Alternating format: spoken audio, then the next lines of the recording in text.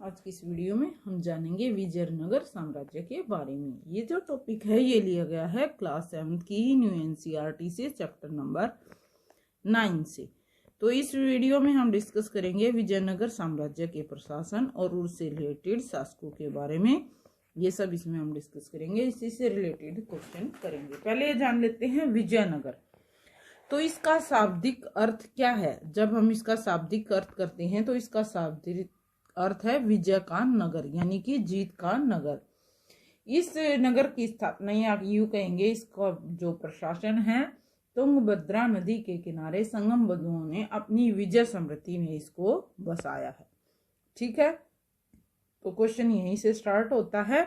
विजयनगर राज्य की स्थापना किसने, कब और क्यों की? तो ये स्थापना की है 1336 ईस्वी में हरिहर और बुक्का, ये जो दो भाई थे, इन्होंने तुंगभद्रा नदी के किनारे अपनी जीत के बाद इस नगर को बसाया है। नेक्स्ट क्वेश्चन देखते हैं। आधुनिक जो आज का विजयनगर है उसके अवशेष हमें कहाँ से मिले हैं? तो ये अवशेष मिले हैं हम्पी नामक स्थान से। स्थानीय मातृ देवी पंपा के नाम पर स्थान का नामकरण हम्पी हुआ।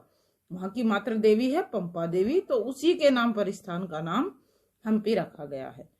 हरिहर प्रथम ने होयसल और मथुरा के शासकों को कब परास्त किया है, कब हराया है?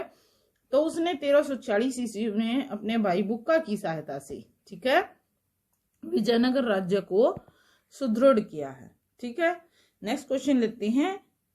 मीन्स इनको हराने के बाद ये राज्य अपने राज्य में मिला लिए और अपना राज्य सुदृढ़ कर लिया। संगवंश की स्थापना कब और किसने की? तो ये हरिहर और बुक्का नामक भाइयों ने ही की थी, जिनका शासनकाल 1336 से लेकर 1485 ईस्वी तक रहा है। नेक्स्ट क्वेश्चन लेते हैं। हरिहर प्रथम विजयनगर का शासक कब तक रहा? तो ये रहा है 1336 से 1356 ईस्वी तक इसने शासन को संभाला है। नेक्स्ट क्वेश्चन लेते हैं। बुक्का जो इसका ये भाई था, कब से कब तक विजयनगर पर शासन किया उसने? तो ये 1356 से लेकर 1377 ईस्वी तक शासन को संभाले रखता है। नेक्स्ट क्वेश्चन लेते हैं। बुक्का के समय में किस नदी को विजयनगर और बहमनी की सीमा माना है? तो जो कृष्णा नदी है उसको बहमनी की सीमा माना है। और इसमें और हम ये ऐड कर लेते हैं कि इसने अपने पुत्र बुक्का ने कंपन की सहायता से मदुरै को भी जीत लिया, और इस बात का वर्णन जो है वो कंपन की पत्नी की पुस्तक है मदुरै विजय, ठीक है, उसमें इसका वर्णन किया गया है। किसका? इसका कंपन की सहायता से उसने मदुरा को जीता और मदुरा राज्य को अपने राज्य में मिलाया, तो इसका वर्णन है कंपन की पत्नी की पुस्तक मदुरै विजय में। तो यहाँ कई क्वेश्चन कवर हो रही हैं। नेक्स्ट क्वेश्चन लेते हैं। देवराय प्रथम विजयनगर का शासक कब तक रहा? तो ये देवराय प्रथम आ जाता है। इसने 1406 से लेकर 1422 ईस्वी तक विजयनगर पर शासन किया है।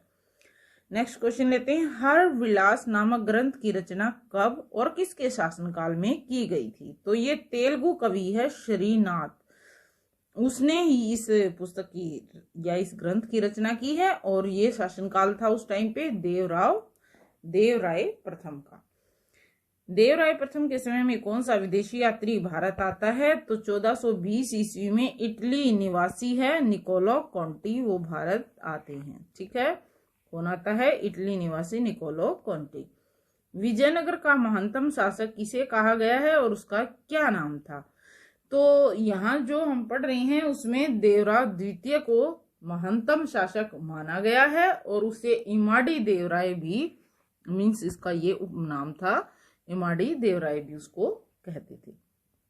नेक्स्ट लेते हैं। देवराय द्वितीय के समय कौन सा विदेशी यात्री भारत आया? तो उसके समय आया है फारसी यात्री अब्दुल रज्जाक।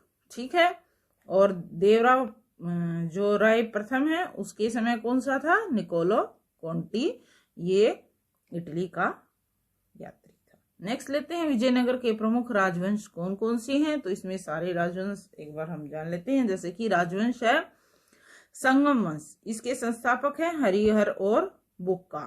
कब तक शासन रहा है? 1336 से लेकर 1485 ईस्वी तक ये शासन को संभाले रखते हैं। फिर आता है सुलु वंश, जिसके संस्थापक है नरसिम्हा सुलु, 1485 ईस्वी में शासन को संभालते हैं और 1505 ईस्वी तक इन्होंने किया है राज। फिर है तुलु वंश, वीर नरसिम्हा, और 1505 से लेकर 1570 ईस्वी तक शासन संभालते हैं। फिर है अरविंदु वंश, ठीक है। नेक्स्ट कौन सा है? अरविंदु वंश। तो इसकी स्थापना की है तिरुमल ने, और 1570 से लेकर 1605 ईस्वी तक ये शासन करते हैं। नेक्स्ट क्वेश्चन लेते हैं, बलापहार किसे कहा जाता है? शासकीय जो शासन को संभाले वे उस व्यक्ति द्वारा शक्ति का प्रयोग करके राज सिंहासन पर अधिकार कर लेना बलापहार कहा जाता है। राज सिंहासन पर किसी दूसरे राज्य के राज सिंहासन पर अधिकार कर लेना बलापहार कहा जाता है। विजयनगर के इतिहास में प्रथम बलापहार किसे कहा जाता है? तो ये कहा जाता है विजयनगर राज्य का जो मंत्री है नरसिम्हा सुलभ, ठीक है, उसने सत्ता हथियाकर सुलभ वंश की नींव रखी। मंत्री था लेकिन सत्ता हथियाई और सुलभ वंश की नींव रखी। इसे ही प्रथम बलापहार कहा गया है, ठीक है। सुलभ वंश की नींव रखना, स्थापना करना ही प्रथम बलापहार है। और ये किसने की है? नरसिम्हा सुलभ ने। कब? 1485 ईस्वी में। नेक्स्ट क्वेश्चन लेते हैं, हम्पी पर शोध करिए, यानी कि उस पे अनुसंधान का करिए। तो कब शुरू हुआ है? 1800 ईस्वी में। और किसने किया है? कलिंग मैकेंजी ने, ठीक है। नेक्स्ट क्वेश्चन लेते हैं, द्वितीय बलापहार। तो वीर नरसिम्हा ने 1505 में तुलु वंश की स्थापना की, ठीक है। पहले सुलभ की, अब जब तुलु वंश की स्थापना हुई है तो इसे द्वितीय बलापहार कहा जाता है। लेकिन जनता ने उसे अपना राजा नहीं माना। किसको? वीर नरसिम्हा को। और 1509 ईस्वी में कृष्ण देव राय जो है विजयनगर का शासन संभालता है। विजयनगर का सबसे महान शासक किसे माना गया है? तो जो कृष्ण देव राय को ही सबसे महान माना गया है। इतिहासकार जो डॉक्टर और सी मजूमदार है उसने क्या कहा है? कृष्ण देव राय को बहादुर सिपाही, सफल सेनापति, कला व साहित्य का संरक्षक माना है। नेक्स्ट क्वेश्चन लेते हैं, कृष्ण देव राय के दरबार में कौन सा विदेशी यात्री भारत आया? तो उस टाइम पे आते हैं बारबोसा और डोमिंगो पायस, ठीक है। नेक्स्ट क्वेश्चन लेते हैं, बहमनी साम्राज्य की स्थापना किसने की? तो 1346 ईस्वी में हसन गंगू ने अलाउद्दीन हसन बहमन शाह नामक उपाधि धारण करके। किसने की है? हसन गंगू ने। नाम तो हसन गंगू था लेकिन उपाधि उसने क्या धारण की है? अलाउद्दीन हसन बहमन शाह।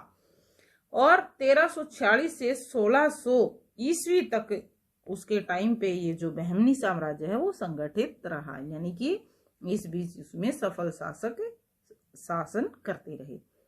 कृष्ण देव राय और बीजापुर शासक आदिल शाह के बीच युद्ध कब और कहां पे हुआ? तो ये 1509 ईस्वी में कोविलकोंडा के पास हुआ है। कृष्ण देव राय ने रायचूर, गुलबर्गा और बीदर पर कब्जा कर लिया। इन तीनों स्थानों पर किस पुर्तगाली गवर्नर ने कृष्ण देव राय से सहयोग लेने के लिए अरबी फारसी घोड़े विजयनगर भेजे? तो ये था अल्बुकर्क ने। नेक्स्ट क्वेश्चन लेते हैं, कृष्ण देव राय के दरबार में किन किन को संरक्षण प्राप्त था? तो ये थे उसके 8 तेलुगु कवि। विद्वान कवियों में पेड्डून जो है, पेड्डून कवि, ठीक है, उसका प्रमुख स्थान था। 8 थे लेकिन उनमें पेड्डून का प्रमुख स्थान था। साहित्य और कला प्रेमी होने के कारण इसमें एक क्वेश्चन और है, कृष्ण देव राय को अन्य किस नाम से जाना जाता था? तो उसे आंध्र भोज के नाम से भी जाना जाता था। कृष्ण देव राय ने किन ग्रंथों की रचना की? आमुक्त मालयद तेलुगु में लिखा और जाम्बावती कल्याणम जो है वो संस्कृत भाषा में लिखे हुए उनके ग्रंथ है। तो वो एक, जैसे कि ऊपर वाले क्वेश्चन में हमने किया है कि साहित्य और कला प्रेमी था, ठीक है, तो उन्होंने इन 2 ग्रंथों की रचना भी की है। उड़ीसा के किस शासक ने कृष्ण देव राय की दीनता स्वीकार की? तो ये प्रताप रुद्रदेव ने दीनता स्वीकार करते हुए अपनी पुत्री का विवाह भी उनके साथ कर दिया।